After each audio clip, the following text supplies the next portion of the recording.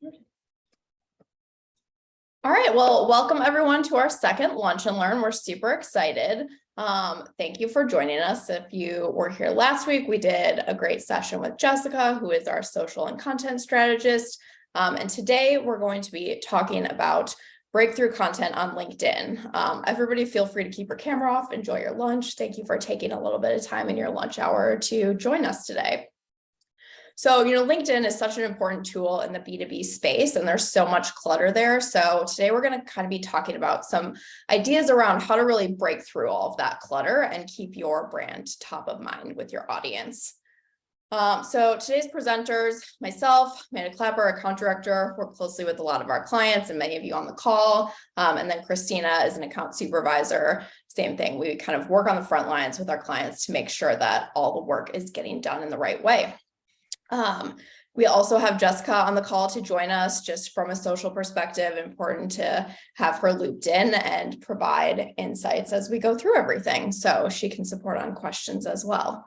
So we're going to dive in and start off with a little poll.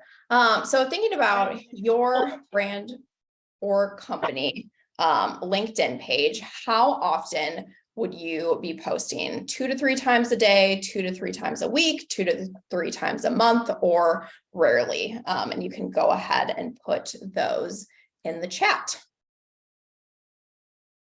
Looks like we have a few more people joining. Let them in.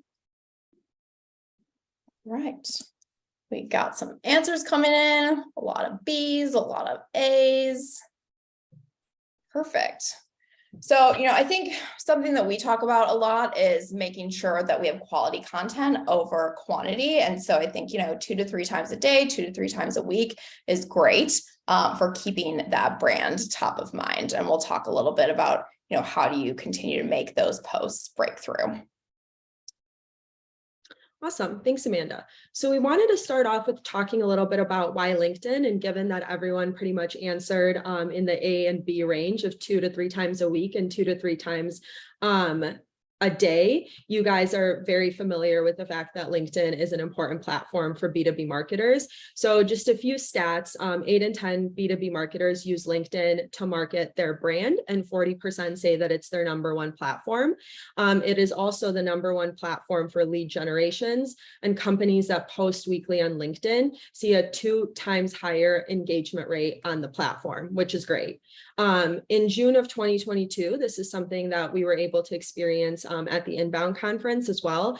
LinkedIn kicked off a new campaign touting its B2B marketing tools. And the goal of that campaign was really to make it easier for B2B marketers to manage relationship heavy and complex buyers journeys, which we're all very familiar with, and kind of acknowledge that they work differently and have different needs than B2C campaigns, which a lot of platforms are catering to. So LinkedIn is really taking kind of a stand as really that B2B forward platform.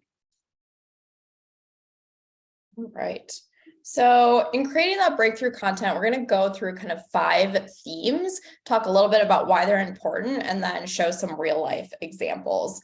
So we'll talk about, really developing that emotional connection with your customer, being distinctive, making sure that your brand is standing out consistently, getting personal, and then breaking the format. There are so many different formats on LinkedIn, making sure that we use a variety of them to bring our brand to the top of the page, and then bringing value.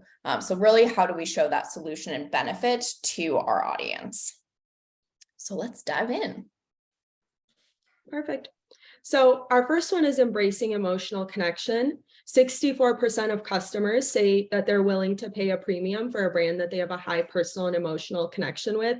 It's not just about the business side of things anymore. Brands are striving to share their human side via personal stories, connecting by signaling their understanding with customers, humanizing their brand voice, and just talking about things that matter to their customers. So brands want to care about the things that their customers care about, and then connect with them directly on social media on those. So 2 good examples are Intuit and the Calm app. So you guys have probably heard of both. The Calm app, right, that kind of helps people center themselves, focus on their emotional well-being, mental health. And there's a little video on LinkedIn where it kind of counts down for 15 seconds. You might be scrolling through your feed, you might look at it, kind of see those waves crashing into the shore of the beach. And before you know it, the 15 seconds are up and you were kind of maybe calm, centered, and thinking about, maybe I want to use the Calm app in my daily life. How do I get a subscription? Maybe that's not the case, but I think that's kind of what this ad is supposed to invoke. And it really, and if it doesn't, then at least, the brand had an emotional connection with you where you kind of noticed this and thought, oh, this is cool. This made an impact on my daily life for 15 seconds. And then to the right, we have Intuit. So they're kind of focusing more on bringing social issues to the forefront, which people typically have an emotional connection to. So here they're talking about empowering women and non-binary technologists at Intuit and giving them the tools that they need to succeed. This video kind of talks about how they do that. And so I think, people looking at this video would probably have an emotional connection to that and just kind of then kind of correlate Intuit as a brand that values that. All right, so number 2, be distinctive consistently. So really finding those common brand elements that you're using to differentiate your brand and use across all of your marketing materials, but really weaving your social all together. And this, goes beyond a logo to things like specific colors in your palette, different fonts that you use on social. What is your photography style? What is your type of photography that you're using? If you have a character or personality, think about the Geico Gecko, for example, and then iconography as well. And how do you bring that in to create that distinctive and consistent brand presence so that when people are scrolling your feed, you're seeing that throughout. So an example we thought was really nice is EY, building off of their logo and that consistent yellow kind of swoop. They really bring that throughout all of their social. So you can see they have the yellow color throughout to use as a pop to highlight different things. They have different consistency of font, and they're really using that yellow and building it out in that box and holding device across not only text to pop out, but also images. So really nice, like using it in different ways, but still being that distinctive and consistent yellow throughout. Let's go to the next. The third thing that we want to make sure that we're focusing on is getting personal. And I think that this really kind of also ties in with being emotional, but really caring about what your kind of customers and what your audience cares about. So being relevant, helpful, relatable, making sure that you're addressing pain points, you're concise, kind of compelling and clear in your message, leaving that marketing kind of jargon in the background or putting it to the side and just trying to kind of talk to your audience like you would maybe talk to a friend or a personal connection. And then if you are doing that, LinkedIn is showing that 50% plus there is a click-through rate for advertisers who call out their audiences directly within their posts. So 2 examples of that. So it seems that people at Salesforce are fans of F1. If any of you have watched Drive to Survive on Netflix, I think it's getting quite a fan base. I am a fan, but they have taken their Tableau dashboard and kind of connected it to this sport that has a cult following, and they're showing in that dashboard kind of during a race how people are tweeting. They're aggregating that information, so they're making that personal connection with something that people are interested in, but also showing how their product kind of what their product is able to do and how you could maybe make then a connection in your mind to something else business related, but it was introduced to you kind of in this personal format. And then to the right, Charles Schwab, they are showing pictures of their customer service representatives, and the message is very clear and concise. You have a question at 2 a.m., they're up. So, everyone has probably tried to talk to a customer service representative, and it was a lengthy process. They're kind of showing that, hey, we care about you, we're ready to help at any time. And they're showing you the faces of who you're likely going to get help from. I think financial questions at 2 a.m., I don't know how common they are, but Charles Schwab is there for you. Awesome. All right. Number 4, breaking the format. So B2B customers need to consume at least 10 or more pieces of content before they engage or reach out. So it's really important to create a variety of different pieces of content and posts throughout your social feed so that they're consistently seeing that and engaging and getting, to that 10 plus where they want to engage and reach out for you. So there are a lot of different formats available within LinkedIn. Video is a huge one. LinkedIn users spend so much time watching videos and it's very engaging. And so this type of content is critical to incorporate into your mix and your feed. Carousels are great. Last week, Jessica talked a lot about social first content and keeping the content within the platform. And a carousel is a really nice way to provide that value up front versus making someone kind of click to a link to read through. So, we'll go through an example where you can kind of have that up front. And it's great for things like multiple offerings and really generating that awareness in lower funnel initiatives. Articles are a format that's really nice for long form content. So if you think about a blog on your website, you can actually kind of take that content and version it for LinkedIn, keeping it all in the platform. That's a really nice way to continue that experience and provide that value to your audience without taking them off site. And this can also be, woven then into your organic posting and even your paid pushes so that you're driving to something, but you're driving to something within the platform. So it kind of keeps all that experience there, which then in turn kind of helps you rank higher within the algorithms, which is great. And then the last thing, I think we're all familiar with the typical photo, text, and link kind of post. Something that, we talk a lot about is how do we kind of test and see what combinations work better. So it doesn't always have to be that exact format, but, you can try just a text post only or text and a photo or all three and kind of see how that performance shifts on your brand and what makes the most sense. So a few format examples. This one is actually from the Lasasso LinkedIn, and it is a carousel where we're talking about social media goals and aligning them with your business goals. So it's kind of a multiple step process where, we're putting that content right on the platform so someone can easily kind of scan through and see the value right there, which is great. And then our second example is a poll, which again, really trying to drive that engagement with the user within the platform. So this was one of our clients, Lindsay Irrigation, and they did a poll about Harvest 2022, which is fun. All right. Awesome. So our last insight is how do you bring your value to life on social media as a brand? And one of the most important things that you can do is show your customers versus tell your customers. A great way to do that is to leverage proof points. So things like stats, customer feedback, testimonials. There's not a better brand ambassador than an existing customer. So using them as kind of using them as that brand ambassador to do the showing for you versus kind of talking about your brand yourself, and then leading with that actionable CTA back to your website to have people read more about the product, or that's where they kind of can get that marketing speak or that harder sell, but focusing on kind of what people are saying about your product at the forefront is going to bring a lot of value.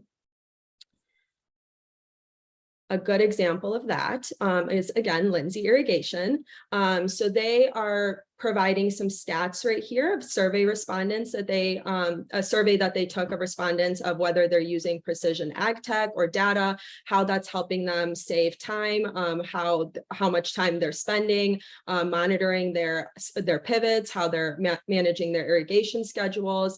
And then you can see the CTAs, learn how our solutions can benefit your operation. So you've kind of maybe scrolled through this carousel, looked through all of these stats. They're visually compelling. They probably kind of drove you to look through all of them. And then you might maybe you're going to go to the website and kind of look at those specific solutions that Lindsay offers that can help with that.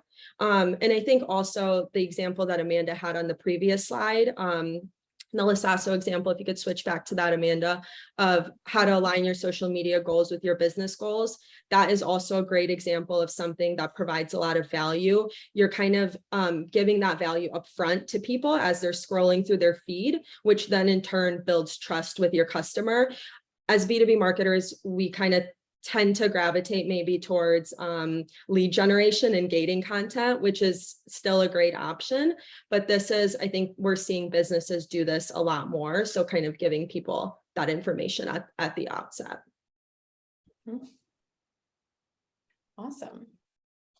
All right, so that was kind of our 5 themes for creating breakthrough content on LinkedIn.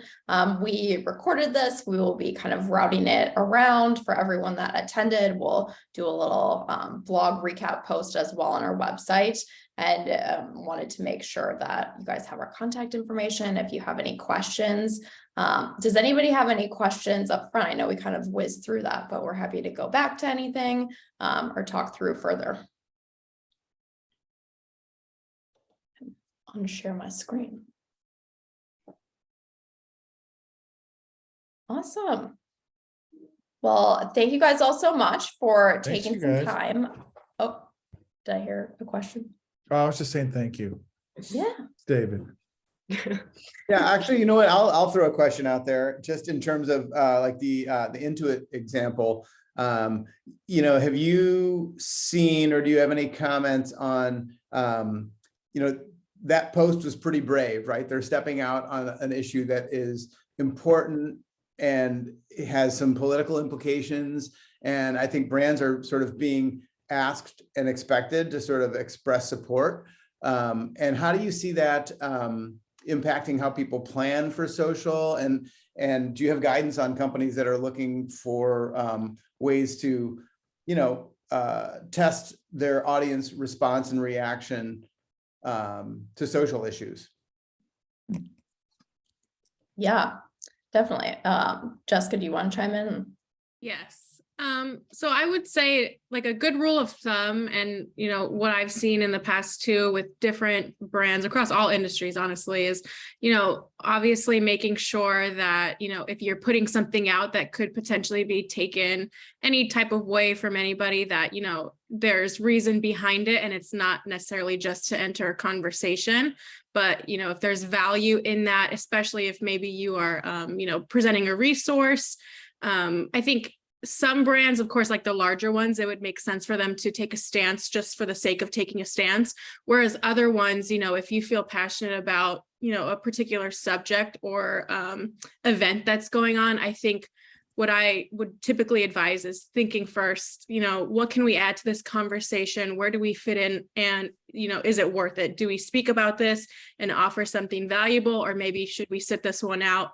And I think even too, going back to a few years ago, you know, during everything regarding BLM and whatnot, I had seen a lot of different articles, and people actually respond better when there's value added to the conversation as opposed to just sharing to enter the conversation just for the sake of it. So that's kind of what I've seen. But obviously every audience is different and every brand is different. So I think there is some level of kind of testing as well, but I would more so be focused on not the performance of the post, but kind of the purpose of it. So, you know, I would kind of measure it that way. Yeah, no, I think that's a good answer.